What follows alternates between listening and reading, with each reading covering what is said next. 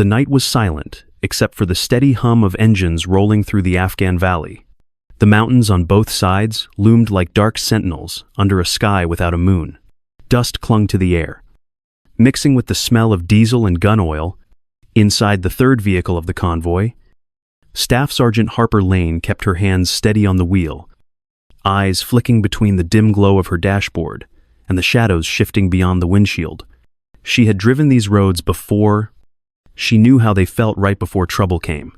Ahead of her, the lead MRAP's taillights cut through the darkness, bobbing with the uneven terrain. The radio crackled with faint static, voices checking in, confirming positions. Harper's breathing was calm, deliberate. Every bump of the suspension, every sound from the tires over gravel registered in her body like a pulse. She didn't talk much, and no one expected her to. To most of the men, she was just the driver. The quiet one who didn't belong here, but somehow kept showing up anyway. Then the valley lit up. A blinding flash tore through the night as the lead MRAP vanished in a burst of fire and dust. The blast wave slammed into Harper's SUV, shaking every bolt loose. And the world erupted in chaos. Shouts filled the radio. Commands. Panic. Gunfire. The convoy was trapped, boxed in with nowhere to go. Before dawn, 32 enemy fighters would be dead, and every man still breathing would owe his life to the woman they thought was just there to drive. Harper Lane grew up in a quiet Wyoming town where the wind never stopped moving and the nights smelled like diesel and pine. Her father was a long-haul truck driver who could fix anything with a wrench and a curse. And her mother was a nurse who worked nights at the small county hospital. Their house was small, built on the edge of a gravel road. And Harper learned early that hard work was the only currency that mattered. By the time she turned 12, she could pull an alternator, patch a tire, and rebuild a carburetor without help. Her mother taught her something different. When things broke or people panicked, you stayed calm. You focused on what needed to be done. At 18, Harper enlisted in the Army. The recruiter asked what she wanted to do, and she said she wanted to drive. Not because it was easy, but because it was real. She chose the MOS 88M motor transport operator, the kind of job most people overlooked until they realized how much depended on it. At Fort Leonard Wood, she was one of the few women in her class, but she outworked everyone. Later, she went to every course she could earn: combat lifesaver, warrior leader, air assault. Each one was another way to prove she belonged. She wasn't trying to make a point. She just wanted to be undeniable. 9 years later, she wore the rank of staff sergeant and carried more miles on her boots than most of the men who doubted her. She knew the sound of an engine before it stalled, the way terrain looked right before an ambush, and the smell of burned oil that lingered in a motor pool long after midnight. Yet among the special operations soldiers she supported, she was still seen as the driver, the background figure who kept the convoy moving. While others made the headlines, she didn't complain. She just kept working. Every day she showed up, quiet, steady, invisible, if that's what it took. Because Harper Lane had stopped needing people to notice her. All she needed was the job, the mission, and the truth that she could always be counted on when it mattered. The operations room was small, built from plywood and dust, its walls covered with maps, markers, and mission schedules. The air smelled like old coffee and diesel fuel, the steady hum of a generator filling every pause. Master Sergeant Donovan Kovac stood at the front, sleeves rolled up, his voice even and deliberate as he outlined the mission. It was a high-risk extraction, 30 kilometers north of the base, to recover an intelligence asset before enemy forces could close in. The convoy would move in 4 vehicles, 3 MRAPs carrying operators, and 1 up-armored SUV that Harper Lane would drive. Harper sat in the back of the room, notebook open, pen resting against her hand. She listened, memorizing the terrain features on the map and marking potential choke points in her mind. The men around her leaned back in their chairs, confident, casual, tossing quiet comments to each other. When the briefing paused, Harper raised her voice just enough to be heard, suggesting an alternate route that avoided a narrow pass, known for ambushes. Kovac turned toward her, his expression unreadable, and told her to stick to driving and let the operators handle tactics. The room went still for a second before moving on, as if she had never spoken. From the side, Staff Sergeant Mason Briggs muttered that he hoped the driver could at least keep up this time. A few of the men smirked, and nobody corrected him. Harper said nothing. She kept writing, eyes steady on the map, jaw tight. She'd been in rooms like this before, where her experience weighed less than someone else's assumption. When the meeting ended, she stood, closed her notebook, and left without a word. Outside, the air was cold, the mountains turning black against the fading sky. As she walked toward the motor pool, she was already running through the mission again. Every route, every hazard, every move they would regret not planning for. The motor pool was quiet except for the hum of the lights and the low buzz of a generator somewhere in the dark. Rows of vehicles sat in still formation, their metal skins reflecting the harsh white glow of fluorescent bulbs. Staff Sergeant Harper Lane worked alone beside her up-armored SUV, hands steady and movements practiced. She checked oil levels, tir pressure, fuel lines, and the comm system. Her body moving like clockwork through a routine she could do half asleep. The smell of diesel and grease filled the air, and the cold concrete floor echoed softly under her boots. Her mind drifted as she worked. She heard her father's voice in the back of her head, the same words he had told her before she left Wyoming. The world isn't going to give you credit for being as good as a man, so you'll have to be twice as good and never complain. It wasn't bitterness that stayed with her, but truth. Then she thought of Iraq, of a medic named Turner who used to hum old country songs while patching wounds. He bled out in her arms one night after an IED blast, and she never forgot the sound of his breath fading in the dust. That moment had burned away whatever was left of doubt. She tightened the last bolt, wiped her hands on a rag, and stepped back. The lights flickered for a moment, and beyond the gate, she could see the mountains turning black under a moonless sky. Something about tomorrow felt different. She didn't know why, but she could feel it deep down. That sense soldiers learn to trust, the kind that tells you a storm is coming, even when the night seems still. At exactly 8 o'clock that night, the convoy rolled out of the forward operating base under a sky stripped of moonlight. The air was cold and thin, the kind that carried sound farther than it should. 3 MRAPs took point in rear, their hulking shapes barely visible, except for faint infrared markers blinking like ghost lights in the dark. Staff Sergeant Harper Lane drove the up-armored SUV in the 3rd position, her hands steady on the wheel, eyes hidden behind night vision goggles that painted the world in shades of green and shadow. 2 operators sat beside and behind her, silent, checking weapons and comms for the 3rd time.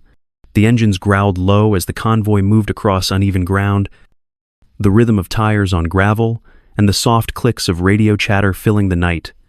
They kept proper spacing, each vehicle a moving island of focus in the darkness. Checkpoints were called in by code, voices calm and measured, the tone of men who knew routine could mean survival. The mountains rose like black teeth on either side of the road, their edges softened by starlight. Inside the SUV, the heater barely kept the chill away, and every vibration of the engine hummed through Harper's boots.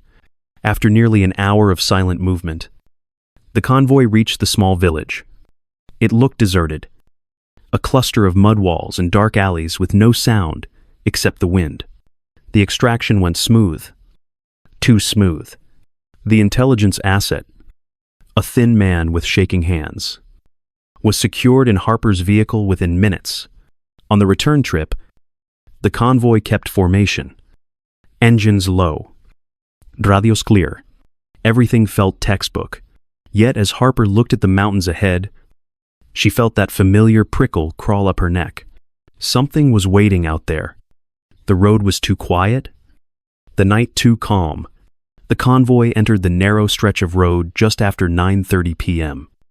The mountains closing in so tight that even the starlight seemed to vanish. Harper Lane felt her grip tighten on the steering wheel as the walls of rock drew closer. She knew this route too well. It was the choke point she had warned about during the briefing. A perfect place for an ambush. The lead MRAP rolled forward, its heavy tires crunching over loose gravel. Then the world exploded. The blast came from the left side of the road. A thunderclap of fire and dust that lifted the 30-ton vehicle off the ground and slammed it sideways into the rock face. The shockwave hit Harper's SUV like a hammer, rattling every bolt and filling the cabin with dust and smoke. Before the ringing in, her ears faded. The ridgelines came alive with muzzle flashes. Tracer rounds cut through the darkness in streaks of red and green. The air filled with the whip of bullets and the sharp pops of small arms fire echoing through the valley. Someone over the radio shouted, "Contact left." "Contact right?" And then static swallowed the rest. RPGs slammed into the rocks near the convoy, sending shards of stone flying across the road. Kovac's voice finally broke through the comms, calm but sharp, ordering all vehicles to establish a defensive perimeter and return fire. Harper pulled the SUV behind the overturned MRAP, using it as partial cover, her mind already calculating angles and distances. Through the chaos, she scanned the terrain using her optics. The enemy had positioned themselves along both ridges in a classic L-shaped ambush. They were pinned in, exposed from two sides with no way forward.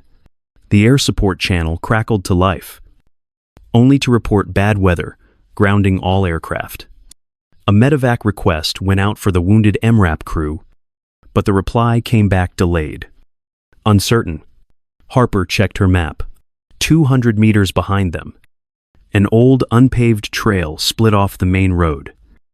The same alternate route she had tried to brief earlier. If they could move the SUV out and draw enemy fire, the rest of the convoy might have a chance to regroup.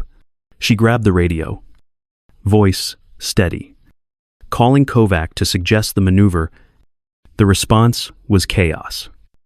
A mix of gunfire, shouts for ammo, and overlapping call signs. Someone yelled that they were running low on 5. Wushiliu. Another voice reported 2 men down. Kovac didn't answer. Then Briggs' voice broke through, tense and clipped, telling her not to play hero. Harper exhaled slowly, blocking out the noise. Feeling the calm that always came when decisions had to be made, she looked over her shoulder at the 2 operators in the back seat, both reloading their rifles, faces pale under the green glow of their NVGs. Outside, tracer fire stitched the road ahead, bouncing off metal and dirt. Harper knew what had to be done. Without waiting for orders, she shifted the SUV into reverse, engine roaring to life. The tires bit into the gravel, and the vehicle lurched backward into the narrow trail behind them. Bullets chased them, sparks flashing against the armor. One of the operators cursed under his breath. The other steadied his rifle through the window. Harper's heartbeat stayed level. The convoy was boxed in, but she wasn't. If she could pull the fight onto herself, maybe they'd all make it out alive. The SUV fishtailed as Harper Lane threw it into reverse, the tires grinding against the gravel of the narrow trail. Tracer rounds sliced across the darkness, carving red and green streaks through the air. She shifted gears, weaving through the uneven terrain, using short bursts of speed to stay unpredictable. The 2 operators inside fired in controlled bursts through the open rear windows, the rhythmic pop of their rifles cutting between the deeper thud of enemy fire. Shell casings clattered on the floorboard. Radio chatter crackled in her ear, half of it drowned by static and gunfire. The convoy was pinned, and she knew the longer they stayed boxed in, the fewer of them would make it out. Harper drove like she was part of the vehicle, every movement precise, instinctive. She used the dips in the terrain as cover, cresting ridges just long enough to throw off the enemy's line of fire before dropping back into shadow. Dust rose behind her, glowing under the flare of tracers. The operators called out movement, one on each flank. Their voices steady but tight. The coordination was seamless, a dance of necessity honed by experience. When they reached the dry riverbed, Harper slammed the SUV into park. The engine rumbling like a living thing ready to bolt. She told the men to keep the asset protected and moved to the front of the vehicle, grabbing her M4A1 from the rack. The air was filled with the scent of cordite and dust. Harper crouched behind the engine block, using it as hard cover. She shouldered her rifle, her stance balanced, her breathing steady. Every shot was measured. 3-round bursts, each one deliberate, controlled. The sharp crack of her weapon echoed through the valley, overlapping with the metallic snap of incoming rounds hitting the rocks around her. She shifted positions every few seconds, using the darkness and the shape of the land to her advantage. The enemy was still focused on the main convoy, unaware that she had repositioned into a perfect angle of engagement. Minutes stretched, like hours. The enemy tried to flank, their movement betrayed by flashes of light and the rhythm of their gunfire. Harper adjusted fire, calling their locations over the radio in clipped bursts of information. Her voice was calm, detached, the kind of tone that steadied everyone who heard it. When one of the operators called out a jam, she provided cover without hesitation, maintaining suppressive fire while he cleared his weapon. Her reloads were fast, almost mechanical, dropping empty magazines into the dirt and slamming new ones home without breaking focus. Then she felt it, a sharp sting in her left shoulder, like a hot blade cutting through her skin. The round had grazed her, tearing through her uniform. She gritted her teeth, pressed her palm against the wound to slow the bleeding, and kept firing. Pain was background noise. Training filled the space where fear might have been. She tracked another target through her optic, fired, and saw the silhouette fall. Around here, the night was alive with the roar of gunfire, the hiss of ricochets, and the deep, controlled breathing of soldiers who refused to panic. After what felt like forever, the low rumble of an aircraft grew louder. The sound rolled across the mountains like thunder. Harper looked up just as an A-10 Thunderbolt II broke through the clouds, its navigation lights barely visible. The Gatling gun opened up with a roar that drowned everything else, the ground shaking under the storm of fire. The ridgelines erupted as the cannon tore through the enemy positions. Within seconds, the incoming fire died off. Smoke and dust hung heavy in the air. Kovac's voice came over the radio, steadier now but still tight with adrenaline. He called her call sign, asked for her status. Harper pressed the transmit button, her voice even. Mobile. Minor wound. Alternate route is clear. She stood, blood soaking through her sleeve, eyes locked on the trail that wound south toward safety. The rest of the convoy was regrouping, and for the first time since the explosion, the valley was silent. She knew they had made it because she had refused to wait. Competence had carried the night, not luck. 2 days after the ambush, the operations briefing room felt smaller than usual. The plywood walls trapped the stale smell of disinfectant and coffee, the air thick with silence. Boots scuffed against the concrete as the team filed in, one by one, faces drawn and tired. Master Sergeant Donovan Kovac stood at the front, sleeves rolled up, the faint rasp in his voice betraying 2 sleepless nights. He began the after-action review with the same tone he always used, professional and steady, moving through the mission step by step. Each mistake was noted, each success marked, the rhythm of a man used to counting the cost. When he reached the point where Harper Lane had broken formation, he stopped. His hand hovered over the whiteboard, and for the first time that morning, no one moved. He looked across the room at her, still sitting in the back, the bandage on her shoulder, hidden beneath her uniform sleeve, Kovacs said her decision to pull off and draw fire gave them the opening they needed to recover the wounded and regroup. Her actions had saved the convoy, and her composure under fire was, in his words, textbook perfect. He paused again before stating his recommendation for her to receive the Army Commendation Medal with a V device for valor.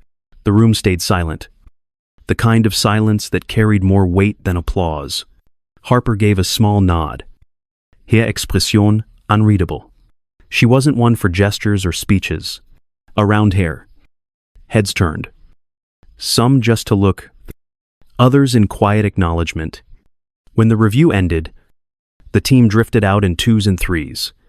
Staff Sergeant Mason Briggs lingered. He stopped beside her. The same man who once joked she'd never keep up. His voice was low, almost reluctant, as he said she'd earned his respect, that he'd trust her in a fight any day. Harper met his eyes and simply nodded. That was enough. As she stepped outside, the sun hit her face, warm against the dust still clinging to the air. She walked across the compound with her shoulders back. The ache in her arm, a dull reminder of what had passed. No one needed to tell her what she had done. She didn't need approval or validation. For the first time in a long while, she felt something close to peace. She had done her job, and that was all that ever mattered. 3 weeks after the ambush, the forward operating base stood still under a pale morning sun. The air was hot, dry, and filled with the hum of generators and the faint rustle of flags shifting in the desert wind. Soldiers stood in formation on the packed dirt, boots lined perfectly, uniforms crisp despite the dust. Staff Sergeant Harper Lane stood at attention in the front row, her uniform pressed, her posture sharp, the bandage beneath her left sleeve hidden but throbbing lightly with every heartbeat. The ceremony was short, quiet, and efficient.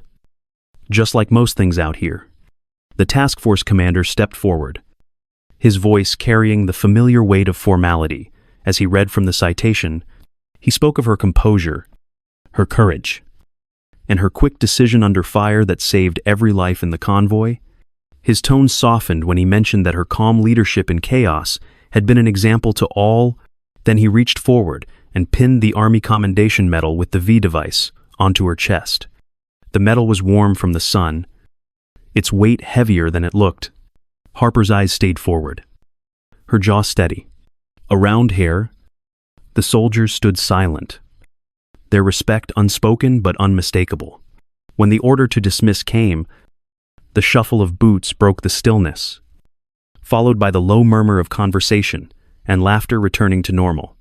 Harper stepped aside, moving toward the motor pool where her parents stood near the fence line. Her father, broad-shouldered and weathered from years behind the wheel of a truck, greeted her with a firm handshake. He told her she'd done good work, the kind of thing that would have made her grandfather proud. Her mother smiled through tears, her hand pressed over her chest. Too proud to speak. Harper's own smile was faint, controlled, but real.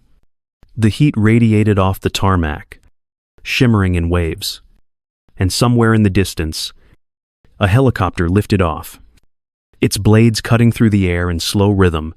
When her parents turned to leave, Harper stayed behind. She looked toward the mountains that framed the horizon. Their jagged edges softened by sunlight. They had once echoed with gunfire and fear, but now they were silent. She exhaled slowly, her shoulders relaxing for the first time in weeks. The medal gleamed against her chest, not as a reward but as a reminder. She had done her duty. She didn't need to prove anything anymore. After the ceremony, Harper Lane walked past the rows of vehicles lined up in the motor pool. Soldiers moved between them, loading gear, checking weapons, getting ready for another mission. The base hummed with energy again, engines warming, radios crackling. The same rhythm as every other day. War doesn't pause for medals. Life in uniform moves forward, one mission to the next. Harper's steps were calm, her boots pressing softly into the dirt as she passed the same SUV she had driven into fire. Her reflection caught briefly in the windshield, and for a moment, she saw not the soldier others doubted, but the woman who simply did her job when it counted. She looked toward the horizon, where the mountains stretched against a pale sky. They were quiet now. The same ridges that once tested her resolve, competence, she thought, doesn't need recognition. It speaks in the silence after the storm, in the steady hands that keep moving when fear tells you to stop. She had never asked for respect. She had earned it the only way anyone ever truly does, by staying calm when everything around her fell apart. And maybe that's the real story. That strength doesn't belong to any one gender, background, or rank. It lives in those who show up and do the hard thing when no one's watching. The heroes of war are often the ones who don't make the headlines, the ones who keep driving forward through darkness and doubt. Harper Lane was one of them. Quiet, steady, indéniable. Competence has no demographics. Courage doesn't ask permission. And greatness often comes from those the world never saw coming.